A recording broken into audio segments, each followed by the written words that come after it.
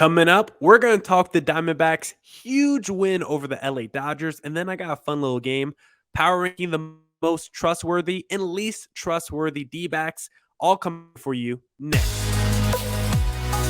You are Locked On Diamondbacks, your daily Arizona Diamondbacks podcast, part of the Locked On Podcast Network, your team every day.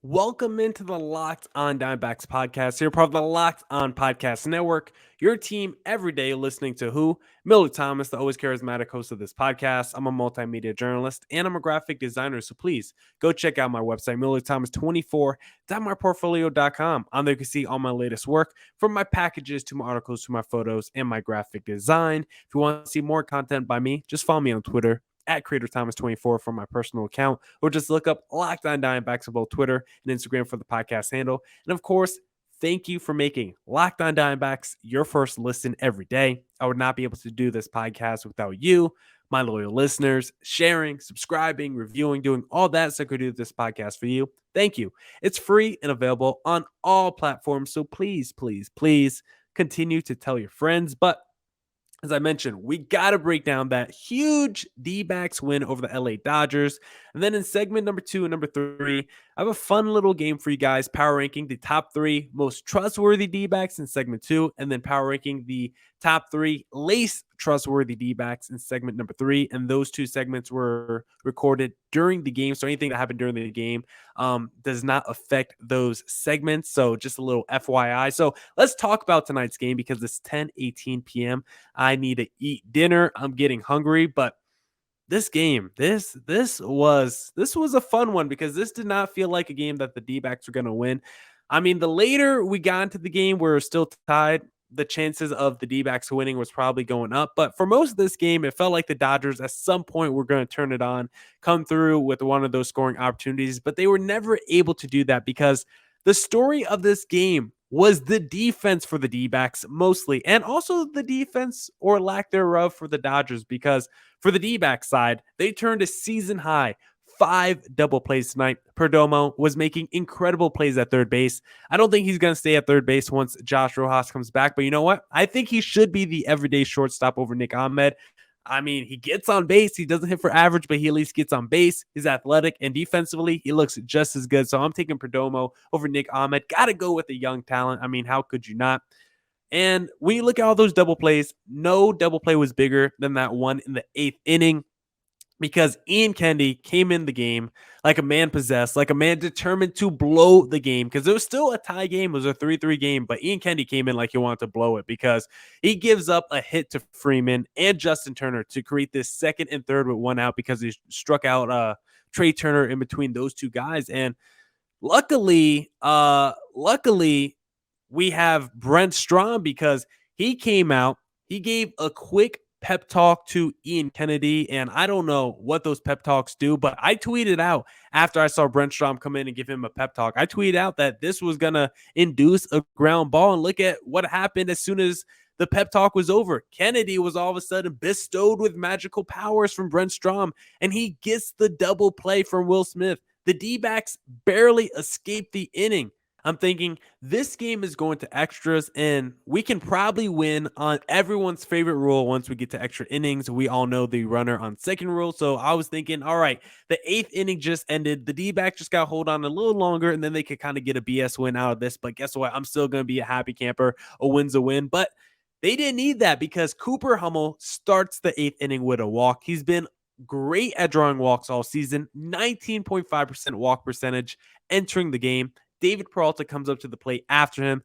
He smokes a slider in a 1-1 count for the lead, 104 miles per hour off the bat. A complete bomb, a complete rocket by David Peralta. And after that, the game felt like it basically ended because I blinked and the 9th inning was over. It only took Melanson 7 pitches, 6 strikes to get out of the 9th and pick up the save.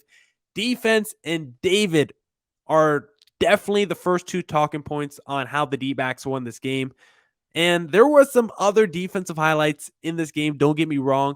defense and David were the two talking points, but there were also many other defensive highlights in this game that we have to at least talk about, because if you want to talk about defense and David, how about David playing defense? Because he threw out Chris Taylor when he just got kind of caught sleeping on the bases and doubled him up. Dalton Varsho, there was a 104-mile-an-hour heater off the bat of Justin Turner, and Dalton Varsho just tracked it down in center field like it was a routine fly ball. Trey Turner got caught stealing. The defense was great tonight, and it needed to be great because Zach Davies, he ran into trouble early in this game. I mean, he was basically running into trouble every inning. Not basically, he was running into trouble every inning of this game. He got himself into a classic 2-1 with 2-out situation in the first inning and wasn't able to get out of it. He eventually loaded the bases and gave up a bases clearing double to Will Smith. So when you saw him in the 8th inning, you're like, is Will Smith going to kill us twice in one game with the bases loaded? But thankfully, they got the double play in the 8th inning, but they weren't able to get the double play in the first inning to help out Zach Davies. But they got a lot of double plays after that because Davies started the second inning with 2 singles. Thankfully, the Dbacks defense got a double play to get out of that. He walked Trey Turner to start the third, but he got caught stealing that inning, and he started the fourth with a walk as well. Davies was putting men on the bases to start every inning, so just very sloppy start by Davies. He really struggled to throw strikes in this one, and I think the Dodgers lineup probably just had him shook. I mean, he probably looks at that team on paper, he looks at the talent, he's like, I don't really know if I have it, but he's a major leaguer, so he probably toughs it out. But Davies, his final line, like, it wasn't terrible, his final line, but 4 innings pitched, 3 earned runs, 4 walks, 38 strikeouts on 77 pitches. Just not a great final line by Davies. He never looked comfortable in that game, but his defense really bailed him out. But unfortunately for the Dodgers starter, Tony Gonsolin, his defense didn't bail him out because the D-backs got the biggest break of the year, I think, in my opinion, when Gavin Lux just messed up that routine grounder. Like, Varsho just hit a routine grounder to him, as for some reason Gavin Lux's brain broke and he wasn't able to make the 5-foot throw to first base. It scores 2 by the D-backs. And then Pavin Smith, I see you, came up and clutched it out up the middle single to increase those runners and scoring position numbers for this D-backs team this season. So a real RBI single for Pavin Smith. The 2 runs before that were kind of BS. It was off of Gavin Lux error, but the Dodgers defense was not very good tonight. And it was a big reason why the D-backs won tonight. And the D-backs defense is the main reason they won, followed by David Peralta. So great win by the D-backs tonight. And hopefully we could do it again tomorrow so we could get a series win over the LA Dodgers. But one thing that could help the D-backs with their recovery process is Athletic Greens, because our next partner has a product I use literally every day. I started taking AG1 because I want to live a healthier lifestyle. I try to go to the gym every day, but sometimes it's hard to get all the nutrients you need. But AG1 helps me get all the vitamins and nutrients I need to meet my daily criteria because, listen, what is this stuff? Let's get into it. So with 1 delicious scoop of AG1, you're absorbing 75 high-quality vitamins, minerals, whole food source superfoods, probiotics, and adaptogens to help you start your day right. This special blend of ingredients supports your gut health, your nervous system, your immune system, your energy, recovery, focus, and aging. All of those things. It's lifestyle friendly. Whether you eat keto, paleo, vegan, dairy-free, or gluten-free, it's perfect for every lifestyle. It costs less than $3 a day. Athletic Greens has over 7,000 5-star reviews. Right now, it's time to reclaim your health and arm your immune system with convenient daily nutrition. It's just 1 scoop and a cup of water every day. That's it. No need for a million different pills and supplements to look out for your health. To make it easy, Athletic Greens is going to give you a free 1-year supply of immune-supporting vitamin D and 5 free travel packs with your first purchase. All you have to do is visit athleticgreens.com/MLB Network. Again, that is athleticgreens.com/MLB Network to take ownership over your health and pick up the ultimate daily nutritional insurance. Thank you for making Locked On Diamondbacks your first listen every day. For your next listen, check out the Locked On Now podcast, recaps of MLB games with analysis from our local experts, taking fans through the season like no other network, free and available wherever you get your podcasts. All right. Welcome back to the Locked On Diamondbacks podcast. As you guys already know, I'm recording this part during the game. And what I want to discuss is I want to do power rankings, the most trustworthy D-backs through the first 2.5 weeks of the season. And segment number 2, which is this segment, of course, I'm going to do the most trustworthy D-backs. The top 3, I got a reliever, a position player, and a starter. And then segment number 3, we're going to wrap it up with the top 3 least trustworthy D-backs. And that's not a starter, reliever, position player. I got 3 straight position players, and you guys might be able to guess who that is. Maybe not. Maybe you should put your guesses down or, write it down, and then, we'll see at the end of the pod if you got it right. You could play a little game with yourself at home, but we're going to start off with the most trustworthy D-backs player so far through the first 2.5 weeks of the season.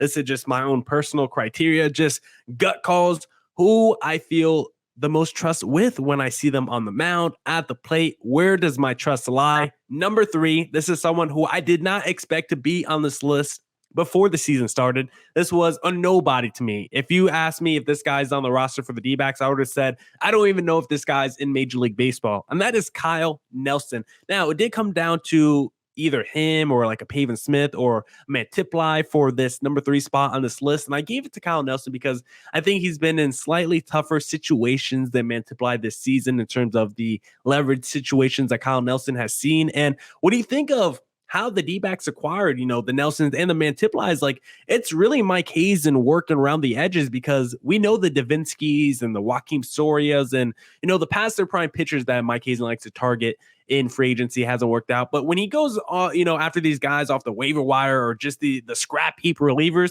he's been able to find some hidden gems, and he did that with Noah Ramirez, Mantiply, and Kyle Nelson. So you like to see that from Mike Hazen, that he's able to hit on some of these hidden gems with these relievers in the bullpen. And Kyle Nelson's one of those guys, because you look at his traditional stats on the season. I'm sorry, I'm looking at some giant moth trying to get into my house, but Kyle Nelson, 0.0 ERA in 6 outings, a .75 whip, a 2.31 FIP, and a 29% strikeout rate. Insane by Kyle Nelson. You check his StatCast stats, where he falls in certain percentiles. Nelson, 88th percentile in expected ERA and expected batting average, and then 95th percentile in chase rate and expected slugging percentage. Those are absolutely insane stats for someone who was just released by his team. And, he's in his mid-20s, like 25, 26. And the Guardian said, we don't want this guy. We're just going to DFA him. And the D-backs were able to pick him up. And he's been a revelation for this team so far this season. 2/3 of his outings have either been in medium or high leverage situations. And in 2 of the outings, he's come in with 2 runners on each time. So 4 inherited runners total. And he hasn't allowed any of those inherited runners to score, which you love as a starter, because I don't think there's probably anything more frustrating as a starting pitcher than when you leave a game, maybe you have 2 on, but you went, 5 2/3. You only gave up 2 earned runs. Yeah, you left 2 on the bases, but there's also 2 outs. And then that reliever comes in and gives up a 3-run bomb. And now it's like a 5.2 inning pitch day with 4 earned runs, and your ERA goes up a crap ton. Kyle Nelson is every starter's best friend. And think about this. 33% of the plate appearances that Kyle Nelson pitches to batters end up in an 0-2 count. Think about how much of that of an advantage that is. Go look at any baseball player you want. Mike Trout, Juan Soto, Prime Miguel Cabrera. When those guys are behind in the count, their numbers are drastically worse. And that's not a surprise. It's not a hot take or anything, but it's like below 500 OPS for pretty much every star when they have 2 strikes or behind in the count. Their OPS goes to like above 1100 when they're above, when they're ahead in the count. So not to only have, 2 strikes in the count, but to be 0-2, the pressure you feel as a batter. Kyle Nelson sets himself up really well. He's on the mound. I think he's looked super confident whenever he's come in. He seemed locked in, and he's basically one of the only few pitchers on this entire staff where Brent Strom doesn't have to pull out his little, steps calculator, because he doesn't have to walk out there on the mound and have a little pep talk with Kyle Nelson, because Nelson has been phenomenal the whole season. He's got 2 holds and 2 wins, has never allowed an inherited run to score, as I said before. Great start to the season by Kyle Nelson. He's been really impressive, and I'll put the newbie at number 3 on my most trustworthy rankings. Number 2, we got another newbie, but this is a true rookie. I don't think Kyle Nelson's a true rookie. This is a true rookie. That is Seth Beer. The numbers drop with every game Seth Beer plays, which is, nothing surprising. It's still very early in the season, but He's been a huge cog to, I think, at least 3 D-backs wins this season, and I've detailed this before. The first game of the season against the San Diego Padres, I mean, how can you not say he was a huge cog in that win? He literally had a walk-off home run when it felt like the D-backs were going to get shut out with like 2 hits. The game against the Astros that went to extra innings. Before that Ketel Marte walk-off sac fly, Seth Beer, I think, had the single to tie up the game. And then in that 11-run outburst against the New York Mets, our biggest outburst of the season, Seth Beer had like 3 or 4 hits in that game. He had like 3 RBIs. Like, he was huge in that game. So I think Seth Beer has been responsible for at least 3 D-backs wins this season. He's still entering Tuesday's game against the LA Dodgers, batting .326 with an .882 OPS. Third best strikeout percentage on the team, and a walk percentage above league average at 11%, hard hit percentage at 45% on batted balls, and exit velocity around 91 miles per hour. His hard contact stats are very nice, and Torey Lovullo has finally stopped benching Seth Beer. It doesn't matter who's on the mound, lefty or righty. Seth Beer is finally playing every day unless he's got to get a day of rest. But again, he's playing DH. What does he really need a rest for? And I like him in the middle of the batting order, right behind Christian Walker as a nice 1-2 punch. I got my power hitting righty and my power hitting lefty right next to each other in the batting order. I like that a lot just visually. Seth Beer, whether it's let me get this story out. If we're in the 9th inning, 2 outs, 2-1, right now, I don't think there's a player I would trust more coming up to the plate than Seth Beer. He's proved it time and time again this season. Like I've already said, he's responsible for 3 D-backs wins this season. So Seth Beer is definitely the most trustworthy position player among D-backs so far this season. But who has been the most trustworthy starter? I think you have to go at number 1, Merrill Kelly. I think he's arguably the most reliable starter in baseball right now. A 1.69 ERA, so no longer the league leader, but he's still probably top 5 if I look up the stats. 198 FIP, 22 strikeouts, and 21.2 innings pitched. His fastball is up a tick from last year. He doesn't use the sinker ball as much. He uses the changeup more now. The sinker ball was like his 2nd most used pitch last season. Now it's his 4th. His changeup was his 4th most used pitch last season. Now it's his 2nd. So we just kind of switched it up a little bit. It was more of his hard stuff to the inside of righties while going down and away with the off-speed stuff to lefties. But it's worked out for him. He hasn't allowed a home run yet this season, which has been really impressive. I think if he continues on this track record, not a hot take at all. I think he will be an all-star this season, and I think he will also finish top 5 in Cy Young voting. If he continues to pitch like this, which is one of the best pitchers in baseball, yeah, he's going to be an all-star, and he's going to be one of the top pitchers in Cy Young voting. So Merrill Kelly, easily the most trustworthy D-back right now, but how about some honorable mentions? Dalton Varsho, the bat's heating up. He's tapping into that power. He's making spectacular defensive plays, but he still really hasn't had a multi-hit game. It's a lot of 1-for-4 nights, so there's still another level that Dalton Varsho could tap into. Pavin Smith was dangerously close to making number 3 on this list. He's been swinging a hot bat, but when I watch his defense, it's just so bad. I know whenever there's a ball to right field, I don't have any trust that Pavin Smith can make a strong throw to just a second baseman to cut down a double. So even though he's been really good at the plate, the defense still leaves me a little worried. So it's probably my hesitation for not putting him 3rd. Man, Tipline, I don't think he's been in as tough situations as Kyle Nelson. That's really my only reason. And then Zach Gallen, he just hasn't pitched enough, only 2 starts under his belt. By the time he gets to his 3rd or 4th start, he probably will crack this list. I mean, he's Zach Gallen. There's, inherently in terms of equity, there's not a guy or a pitcher I trust more than Zach Gallen, in this entire pitching staff. But if aliens were to watch the season and they were just watching D-backs baseball, and this is the only time they watched D-backs baseball was through this first 2 weeks of the season, I think they were clearly saying Merrill Kelly is the most reliable starter on this D-back staff. But, Zach Gallen, with what we've seen the last couple of years, it's not a surprise if you want to say Zach Gallen is the most trustworthy D-backs player. He just hasn't pitched like that yet, but I think he will. I mean, he has pitched like that. He just doesn't have the sample size, really. So once he gets the sample size, he probably will crack this most trustworthy D-backs list. And maybe we'll update this, once a month or something like that to see how we're feeling with the most trustworthy D-backs, in their lineup and in this pitching staff right now.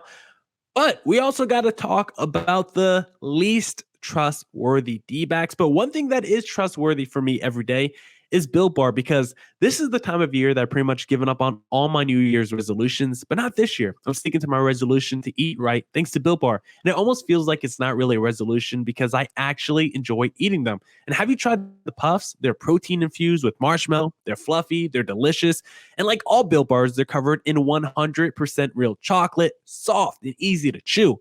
And get this, the reason why I love Built Bars is because they're healthy. You think they're eating a dessert or a candy bar, but no, in reality, you're actually eating a protein bar, low in calorie, low in sugar, high in protein, high in fiber, great for that keto diet. If you want your own Built Bar, just go to Built.com. Use promo code LOCK15 for 15% off your next order. Promo code LOCK15 for 15% off at Built.com.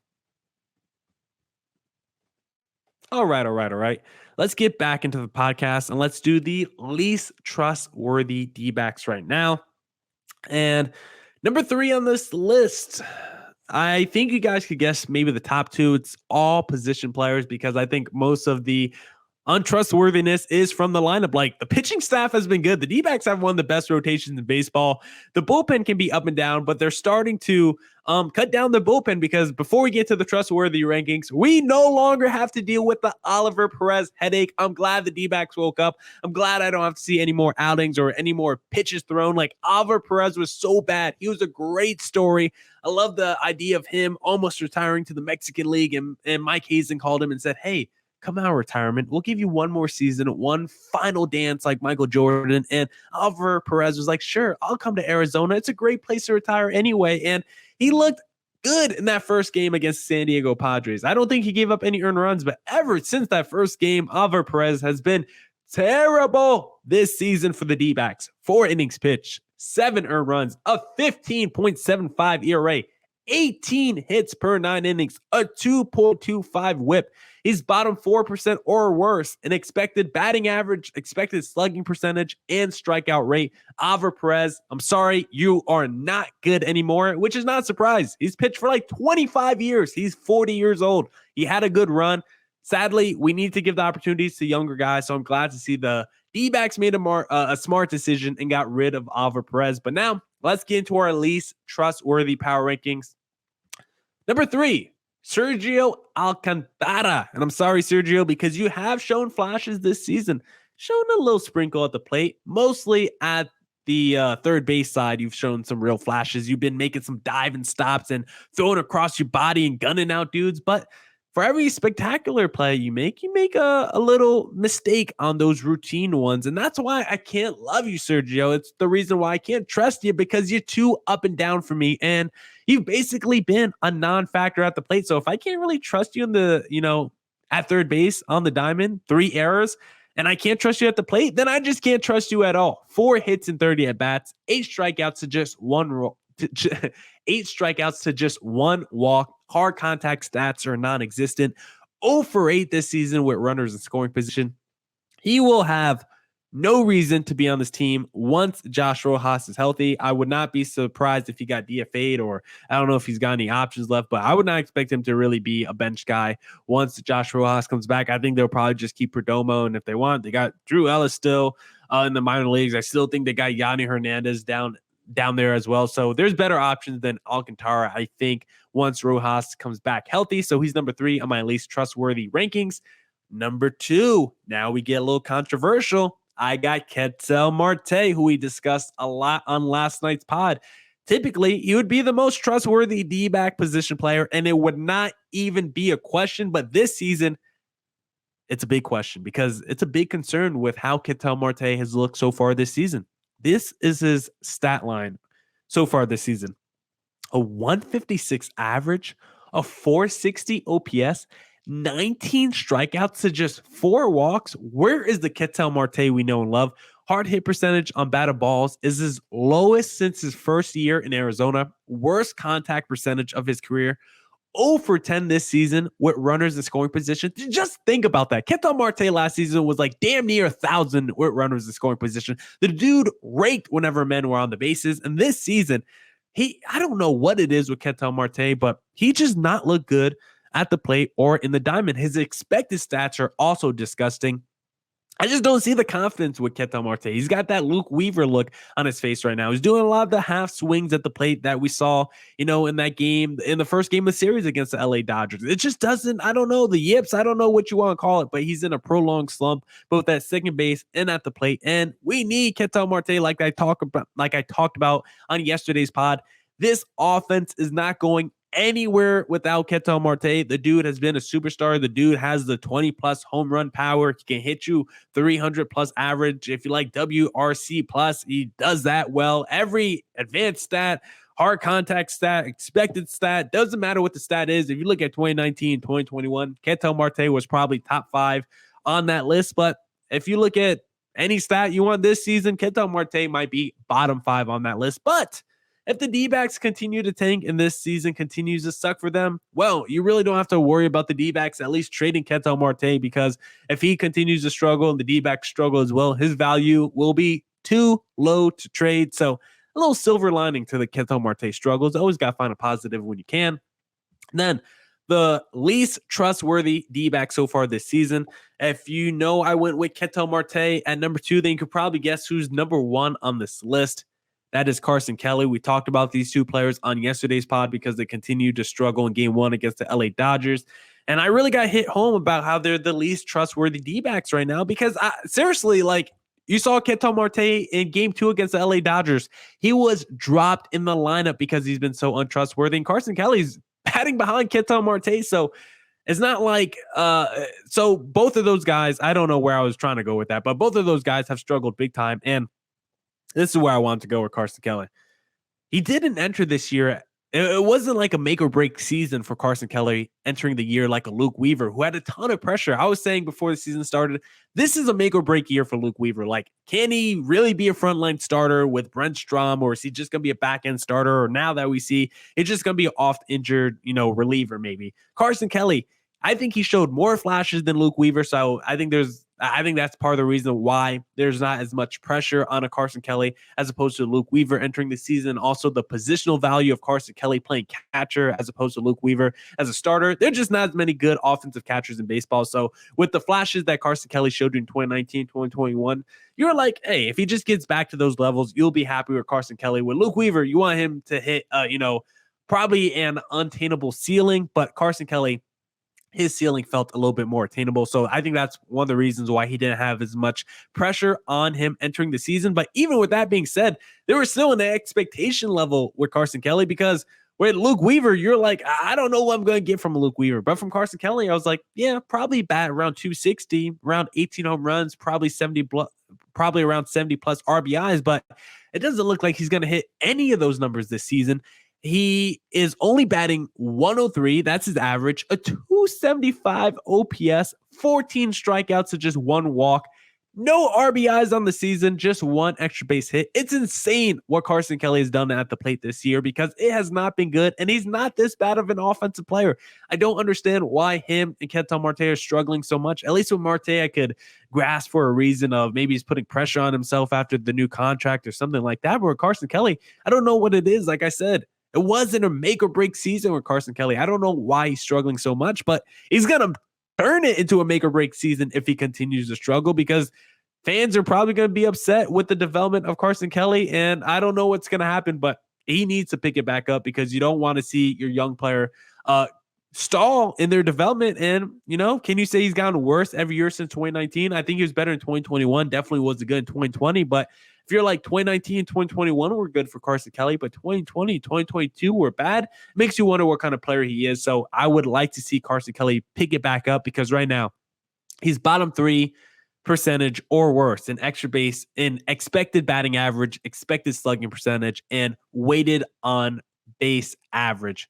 Weighted on base average, I believe that's what that is. WABA, you guys probably know what WABA is. He's also bottom 8% in strikeout percentage and walk percentage. Most of his struggles at the plate, I think, I don't even know what they stem from. I think I was supposed to have a note here. I said, literally in my notes, it says most of his struggles are at the plate, or at least, and then there's just nothing left there. So I don't know why he's struggling, honestly, at the plate. I can only tell you what the numbers say, but I don't really have a reason as to why he's struggling.